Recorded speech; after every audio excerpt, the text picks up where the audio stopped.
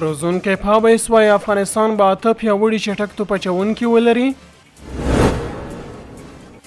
افغانستان د بنګلاديش او زیمبابوې پر وړاندې درې اړخیزه لوبلړۍ ترسره کوي. او لنکا پریمیر لیګ کې د ابراهیم زدران لوبډله له اتلولۍ پاتې شوه.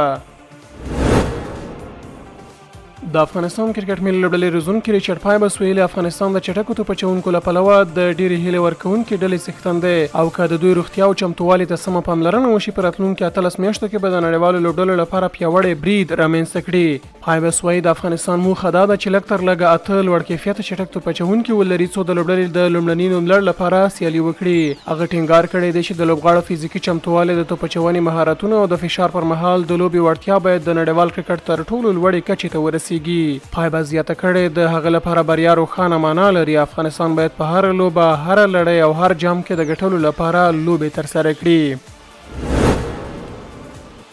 د افغانستان کرکټ بورډ له بنګلاديش او زیمبابوې سره د درې اړخیزې یو ورځنۍ لوبلړۍ د ترسره کولو په اړه خبرې کوي. افغانستان به د دغې لوبلړۍ کوربه اوسي خو د سیالیو د ترسره کېدو ځای لا تر اوسه نه تایید شوی.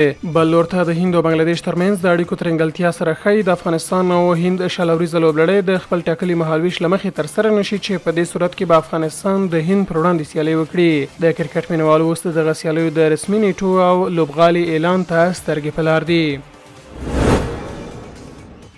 د سریلانکا د شلوریزه کرکټ په پایلوبه کې د ابراهیم زدران لوبډلې جافنا کینګز د ګالګلینټس په وړاندې په 5 وکټو ماتو ومنله او د سیالیو اتلولي له لاسه ورکړه. جافنا کینګز لومړی توپوهنه وکړه او په 60 اورونو کې 103 منډې جوړې کړې خو ګالګلینټس دغه هدف په 15.5 اورونو کې د 5 وکټو په زیان پوره کړ او د لیګ لومړی اتلولي ترلاسه کړه. ابراهیم زدران له پایلوبې ډېر وړاندې د افغانستان د ملي لوبډلې له لوري د ایرلند پر وړاندې سیالیو ته تللی و خو له دې وړاندې د جافنا کینګز لپاره ښه ونډه لرله. هغه په لوبه کې 150 منډې جوړې کړې وې چې تر ټولو لوړه نمرې په یوه لوبه کې 15 منډې وې. په دې توګه ابراهیم زدران د خپلې لوبډلې په مخکینیو بریاوو کې مهم رول لوبولی و خو په پایلوبه کې د اتلولۍ له ترلاسه کولو بې برخې شو.